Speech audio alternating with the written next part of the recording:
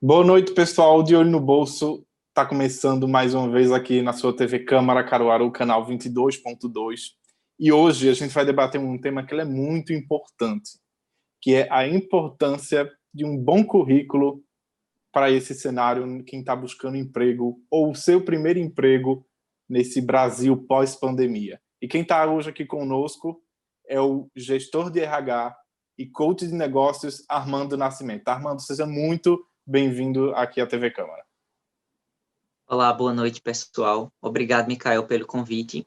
E em meio a essa diversidade da pandemia, é que nós vamos enxergar novas oportunidades, né? Melhorar o nosso currículo e tentar uma vaga aí no mercado, ou para retomada ou para o nosso primeiro emprego.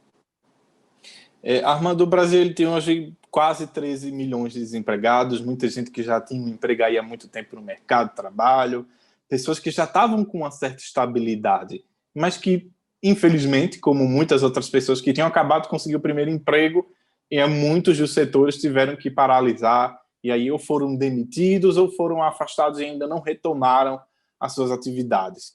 Mas mesmo para aqueles brasileiros que já tinham uma certa estabilidade no emprego que possuíam, o que muda para eles que estão buscando emprego? Para esse brasileiro que já trabalhava, já tinha o emprego certo, e como é que se impacta agora nesse cenário pós-pandemia para ele buscar esse novo emprego?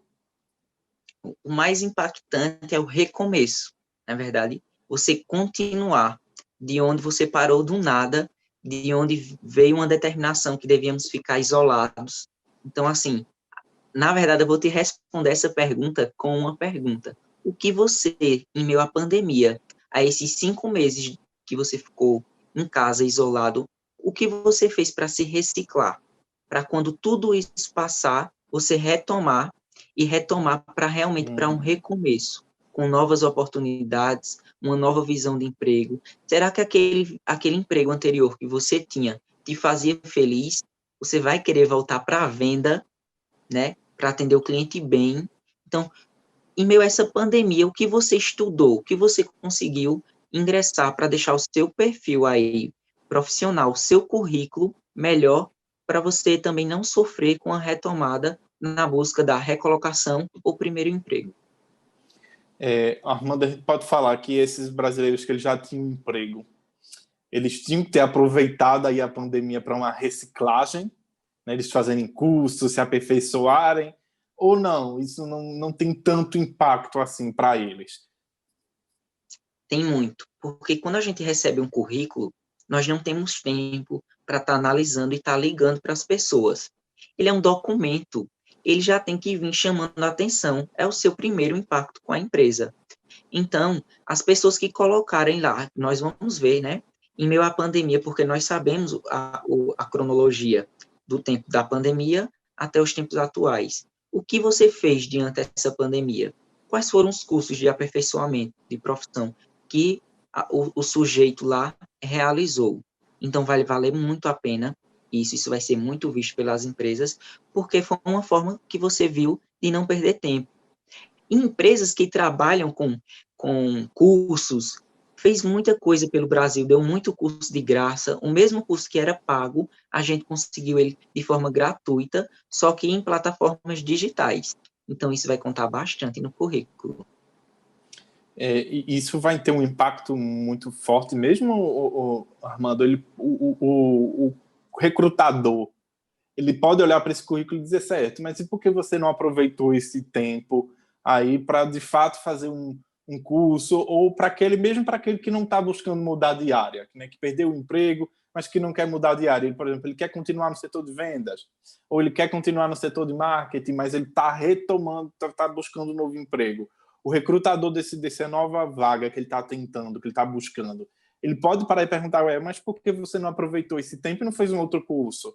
Algo para complementar o seu currículo. Porque os brasileiros, eles têm aquele pensamento de que o recrutador, ele analisa o currículo, né? Ele vai analisar detalhadamente o currículo. Como é que funciona isso?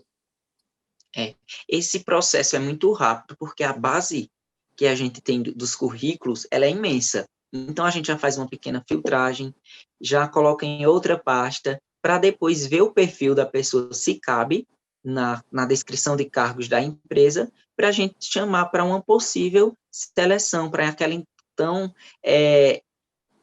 como é que eu posso mencionar aqui? Aquele tão angustiante, né, que é angustiante a pessoa que fica esperando lá a ligação, para ele ir para esse momento da entrevista de emprego. E você consegue todo esse percurso, toda essa engrenagem lá de colocar o currículo, de esperar ser chamado, e quando você é chamado, você tem que dar o melhor de si. Por exemplo, Mikael, você me traz um currículo igual ao outro, de outra pessoa, só que o seu tem lá que em meio à pandemia você se aperfeiçoou. Então você tem pontos melhor que o outro sujeito. Então eu acredito que isso vai impactar bastante quando nós tivermos opções para escolher. Se eu tenho mais conhecimento, eu tenho uma tendência maior de conquistar uma vaga que eu almejo. As pessoas têm que entender, primeiro de tudo, que o currículo, além de ser um documento, nós temos que entender o que são competências. Que competências é um conjunto de conhecimentos, habilidades e atitudes. Por que eu falo isso? Porque se você quer uma vaga para vendedor, e lá na vaga ela pede que você, na descrição, ela pede que você tenha conhecimentos de vendas, então você vai ter que ter um jogo de cintura aí para pelo menos o recrutador te chamar para entrevista. Ah, Armando, eu não tenho nenhum conhecimento. O que é que eu ponho no meu objetivo? Não tem quem não tenha conhecimento algum. Descreve lá se você é um bom filho, se você faz atividades em casa. Isso, para mim, me falta isso, essa singularidade do sujeito, essa particularidade. Já que eu não tenho conhecimento nenhum de emprego, o que é que eu tenho de bom para contribuir com a empresa? Porque pode ser que ele não me chame a atenção pelo objetivo dele. Mas quando eu for ver que ele faz essas atividades, eu vou ver se ele é alinhado aos valores organizacionais, que isso vai contar muito no clima organizacional das empresas. Então, isso é um ponto muito positivo. Armando, a gente viu muito brasileiro, muitos mesmos, eles aproveitando esse cenário durante a pandemia para desenvolver alguma coisa extra em casa, já que estava desempregado. Isso ele também pode incluir no currículo deles, também conta a favor para esse que já trabalhava e eu perdi o emprego, eu fui afastado, mas agora vamos falar que perdeu, mas agora estou procurando um novo emprego, mas durante esse tempo que eu estava desempregado até agora, a reabertura, a oportunidade de voltar a procurar um emprego, eu desenvolvi uma atividade paralela para garantir o sustento. Isso conta ponto no currículo também? A gente pode dizer que isso é um fator que pode contribuir para ele ser chamado? Na minha perspectiva de gestor, que trabalho há mais de 6 anos com pessoas, gerindo pessoas, e tentando conseguir que elas alcancem os sonhos delas também, sim, muito. O maior desafio de um gestor é fazer com que as pessoas sonhem o sonho do empregador. É a parte mais difícil do sonho. Então, nós vamos mover elas a partir dos próprios sonhos dela. Então, se eu tenho uma pessoa que do nada criou uma ferramenta igual eu já vi de álcool em gel, aí de cano, né, para as pessoas não precisarem tocar, só pressionar com o pé. Essa pessoa ela tem muita criatividade. Então, de alguma forma, em algum processo na empresa, de antemão, a empresa também tem que ser aberta à criatividade do colaborador, tem que saber ouvir também. Mas se a empresa já tem essa dinâmica na veia da empresa, esse colaborador que tem essa criatividade, ele vai contar como ponto extra. Isso é verdade. Armando, a gente também tem o brasileiro, ele tem uma cultura de enxergar o currículo como aquele velho, hoje, principalmente agora com a internet, né, depois de muito tempo, antigamente a gente tinha aquelas clássicas casas, né, onde faziam aqueles espaços no comércio, onde faziam um currículo, né, quase como uma produção numa fábrica de pães, numa padaria, por exemplo, né, só fazendo currículo e mandando. Então o brasileiro ele tem um ideal talvez muito incorreto do currículo, né? Que aquele velho copia e cola já serve. Como é que um bom currículo... E a pergunta que não quer calar, né? O que é um bom currículo? Como seria um bom currículo? A gente pode dizer que a gente tem um modelo de currículo ideal ou isso varia muito? Varia muito. Quando a graduação, informava que não era necessário, por exemplo, você cogitar foto do perfil do candidato. Gente, a gente vai ter que seguir a descrição da vaga lá do perfil. O objetivo, qual o objetivo da vaga? Qual o teu objetivo aí, como pessoa que está em busca de primeiro emprego ou recolocação profissional? Se você não sabe, eu vou te deixar uma pergunta para tentar abrir um pouquinho os teus horizontes. Se todas as profissões pagassem o mesmo salário, qual profissão você seguiria? Então, você já faz esse mapeamento, já vê se você tem as competências necessárias. Se não, você vai em busca e coloca lá que o seu plano de carreira é atingir determinados conhecimentos até determinados pontos. Para mim, Micael, um bom currículo é aquele verídico. Porque, como você mesmo mencionou, eu recebo muitos currículos que só mudam a foto, o nome e o endereço. Mas aquele mesmo temblante, a mesma frase clichê no final, isso não chama atenção. A gente não tem tempo, gente. Mas a gente vai criar tempo para um perfil diferente, para um perfil dinâmico. Que já pensou, você receber um currículo, é uma carta, primeiro, que diz assim, eu não tenho experiência, Armando, mas eu sou um bom filho, eu ajudo nas atividades de casa, eu sou criativo, eu fui um dos melhores da minha escola do ensino médio. Tudo isso, gente, leva a um caminho só, ao sucesso do profissional. Eu vou acreditar mais que nunca na pessoa que eu estou contratando, porque ela já veio com uma bagagem verídica. Ela não veio com aquela mensagem copiada e colada. Então, a gente tem muita dificuldade. E hoje a internet é brilhante, nós podemos colocar lá. Lógico que tem alguns parâmetros, como objetivo, área acadêmica, empregos anteriores, nível de graduação, tudo isso, valores. Esses pontos devem ser mencionados. O currículo ele também não pode ser muito extensivo, basta uma página, porque na hora da conversa, na hora da seleção, você vai poder externalizar mais os teus objetivos.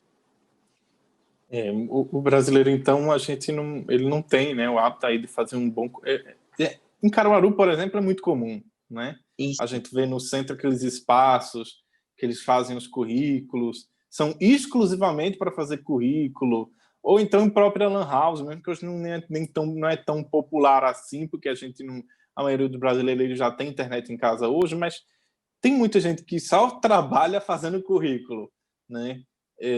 Como é que o empregador ele enxerga quando ele vê aquela montanha de currículos, né? Porque as empresas elas recebem muitos currículos diariamente, principalmente agora, a gente querendo buscar emprego, e ela pega uma pessoa que já tinha uma experiência, mas essa pessoa foi com aquele mesmo currículo. Ela só botou que trabalhava até X tempo.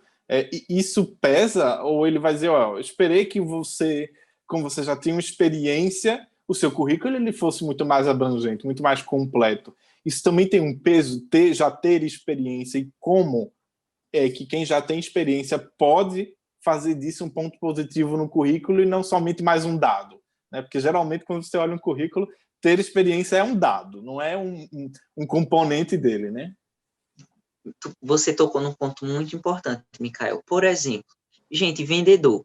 Aí coloca lá, experiência em tal empresa como vendedor há 2 anos. Aí colocou a função, vendedor, e colocou uma descrição de vendas.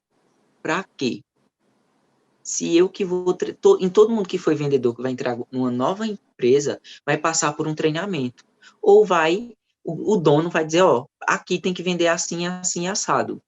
Então, assim, para que gastar o volume do currículo, que você só tem uma página, para mencionar isso? Mas você pode colocar lá que você recebeu tantos prêmios como vendedor. Fui vendedor na empresa tal por 5 anos e durante 4 anos atingi todas as metas da empresa. Dei uma ideia lá para a gente potencializar tal produto e nós conseguimos vender ele e bater a meta. Por que não escrever algo verídico? Esse colaborador que eu quero para minha empresa. É essa visão de futuro que a empresa precisa. Eu vou chamar esse rapaz para a gente conversar, para ele ter esse tete-a-tete e ele me explicar como foi que ele alcançou. Porque o sujeito tem que deixar o recrutador curioso. Porque lá, vendedor e a descrição, isso aí todos nós já sabemos. O que um vendedor faz, o que um atendente faz, o que um telemarketing faz, e por aí outras funções. Então, assim, qual foi o teu desempenho melhor? O que você realizou de diferente nessa empresa? E isso conta muitos pontos para você ser chamado para a entrevista. E aí, pessoal, de Olho no Bolso, ele vai dar uma pausinha agora para o intervalo, mas a gente volta já já. E estamos de volta aqui com o seu De Olho no Bolso. Vamos continuar debatendo aí a importância de um bom currículo para você que está buscando o primeiro emprego ou para se recolocar no mercado de trabalho aqui na sua TV Câmara Caruaru. Então, vamos embora voltar agora. A gente está num cenário em que quem está procurando o primeiro emprego pode até ter um certo receio, né, Armando? E aí vem aquela pergunta, de fato, você está em busca do seu primeiro emprego, já que é muito comum a gente ver essas oportunidades de emprego, mas exige experiência. O fato de ter lá na oportunidade, na descrição da vaga, que eles buscam alguém, eles têm uma preferência, digamos assim, por alguém que tem experiência, isso impede ele de investir numa primeira contratação? Ou como é que isso funciona? Pessoal, como eu te falei, Micael, se a pessoa ela vem com aquele jeitinho brasileiro positivo, né? Porque o jeitinho brasileiro ele funciona, gente, né? É o exemplo que eu te falei do cano lá, que a gente foi e alguém daqui da região fez. São ideias, isso é nosso. É porque a gente é muito daquela palavrinha reclamar. Mas o jeitinho brasileiro ele funciona de forma positiva, gente. Como? Faz um currículo de eu sou primeiro emprego. Aí você foi lá numa agência, no centro da cidade, e fez o teu currículo ali. Quantos pontos você tem? Nenhum, porque o teu currículo é igual a qualquer outro. Então, assim, se a empresa que está contratando, ela pede uma experiência vasta, mas no teu currículo você colocou lá que você é capaz de aprendizagem rápida, contínua, e você vai dar o seu melhor, porque é o seu primeiro emprego, você explica isso com palavras, não precisa palavras bem elaboradas, mas você faz isso com o intuito de despertar no recrutador um interesse pela vaga. Eu já chamei, para você ter uma ideia, eu trabalho em indústria, e eu tive muitos currículos enviados, mas eu só consegui, de 60 currículos, eu chamei 2 pessoas para entrevista. É um desgaste muito grande, e era para primeiro emprego. O perfil da vaga era primeiro emprego, porque o nosso intuito é desenvolver as pessoas, para que futuramente elas abram o próprio negócio delas, que elas tenham a gratidão de ter trabalhado naquela empresa. A gente não quer minar ninguém, nós queremos estar ao redor dos melhores, mas sabendo que os melhores vão ganhar asas, e eles vão crescer. Então, o meu intuito como gestor hoje e como coaching é desenvolver pessoas. E a empresa que eu atuo, ela me dá toda essa bagagem, eu sou muito grato por ela deixar eu desempenhar o meu papel. Então, a gente despertar isso no outro é muito bom. Então, gente, seu primeiro emprego, Armando, é impossível você não ter experiência nenhuma de vida. Me conta como foi lá no teu ensino médio. Se você participou do Grêmio Estudantil, se você participou de gincanas, você foi capaz de criar algo sustentável para bater determinada meta. E hoje, como as coisas estão sustentáveis, existem aplicativos que fazem teu próprio currículo, mas com a base de dados que você preenche. Então, essa questão do papel, ela está acabando, ela está se diluindo. Então, uma dica para vocês, peguem os e-mails de grandes empresas que vocês desejam trabalhar, vejam os valores da empresa, façam um currículo eletrônico e já façam esse encaminhamento. Armando, a gente pode dizer que existe um perfil de vaga para quem está buscando o primeiro emprego, e a gente vamos falar de primeiro emprego voltado tanto para aquele brasileiro ou brasileira que acabou de sair do ensino médio, tanto para aquele que saiu do ensino superior, já que a gente tem um mito, né, de que saiu do ensino superior está necessariamente empregado, e não é bem assim que as coisas funcionam. Mas nessas duas situações, está buscando um primeiro emprego, a gente pode dizer que se tem, sim, um perfil que as empresas geralmente deixam para primeiro emprego, e também como é que isso ocorre na mente do gestor, daquele pequeno, ou médio ou grande empresário, né? Eles têm um certo receio em oferecer, sim, oportunidades para primeiro emprego ou não? Sim, Mikael, tem esse filtro, né? De as empresas que contratam, porque, por exemplo, eu quero ser eu saí do ensino médio e quero ser um executivo. Então, não vou conseguir essa vaga de executivo, porque eu preciso de um determinado tempo de empresa, de gestão, de estudos. Então, tem empresas que têm o perfil do primeiro emprego. Por exemplo, vendedores, promotores, indústria, supermercados. Deixa eu ver o que mais. Por enquanto, esses que eu comentei, eles são um perfil para primeiro emprego, né? Nós temos alguns fast foods que eles preferem uma primeira contratação, porque a pessoa ela não tem outra bagagem, outras interferências. Porque quando nós somos contratados para outro emprego, às vezes a gente leva uma coisinha lá da outra empresa porque já está enraizado em nós. Então, tem empresas que preferem e tem esse perfil de primeiro emprego.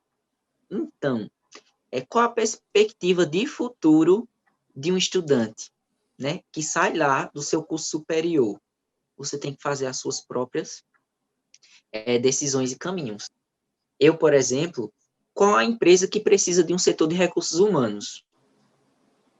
Todas. Todas. Então, essa foi a minha oportunidade, esse foi o meu olhar. Quando eu estava na minha formação, existiam muitas pessoas na minha sala de aula. Eu disse, meu Deus, quantas pessoas saem formadas daqui por ano?